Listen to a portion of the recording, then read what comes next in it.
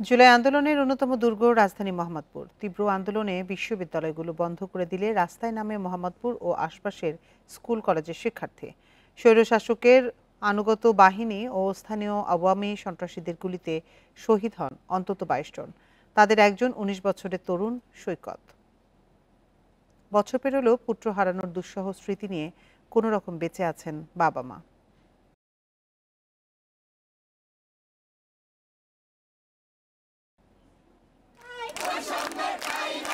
19 জুলাই 2024 রাজধানীর মোহাম্মদপুরের নূরজাহান রোডে ঘাতকের অন্তত 5টি গুলি মাথা ভেদ করে 19 বছরের টকবগে তরুণ মাহমুদুর রহমান সৈকতের।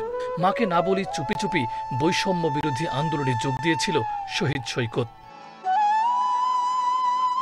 একমাত্র ছেলের একটু পরশ পেতে রোজই তার ব্যাট বল, বই খাতা আর ব্যবহারের জিনিসপত্র হাতড়ে বেড়ান মা আফরোজা রহমান। বছর পেরিয়েছে, কিন্তু এখনো ছেলে হারানো শোকের কালো ছায়ায় আচ্ছন্ন গোটা পরিবার। ও একটা ছেলে ফোনটা ধরে গেল, আপনার ছেলের গায়ে তো গুলি লেগেছে, আপনারা হসপিটাল যান। তো ওর আব্বুর সাথে সাথে কি করবে, ওর আব্বুর সাথে সাথে আমার ভাগ্নে এই সাততলা আমার ভাগ্নে আছে, ভাগ্নেরা ফোন দিল যে বাবা এরকম এরকম তোর ভাইয়ের গায়ে তো বলে গুলি লেগছে বলে। একদম যে নাই ওইটা বলেও নাই, এমনি বলছি তোর বাইরের গায়ে বলে গুলি লাগছে। সরাসরি ওই ছেলেটা আমার বললো, আঙ্কেল আপনার তাড়াতাড়ি সরোয়ার দিদি হসপিটালে আসেন, আপনার ছেলে মারা গেছে। আমি সাথে সাথে ওখানে ঘুরে পড়লাম। আমার সায়েন্স নাই, মোবাইলও কিন্তু চলতেছে, আর কোনো কথা তো বলতে পারি না। ভাইয়ের নির্মম মৃত্যুর পর জুলাই ফাউন্ডেশনে যুক্ত হন সৈকতের বোন জুলাই যোদ্ধা সাবরিনা আফরোজ সেবন্তী। আহতদের চিকিৎসা আর শহীদদের সুষ্ঠু বিচারে এখনো লড়ছেন তিনি।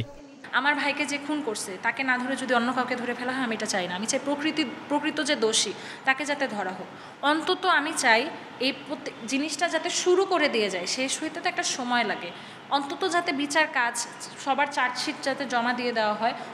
আন্তর্জাতিক ট্রাইব্যুনালে মামলা করেও বিচারে তেমন অগ্রগতি না হয় হতাশ সৈকতের বাবা। এখন আমি চাই আমার ছেলের হত্যার বিচার। মাহমুদুর রহমান সৈকতের মতো মোহাম্মদপুরে শহীদ হন 22 জন। এছাড়া এখনও নিখোঁজ 2 জুলাই যোদ্ধা। মাহফুজার রহমান মিলন, ইন্ডিপেন্ডেন্ট নিউজ, ঢাকা।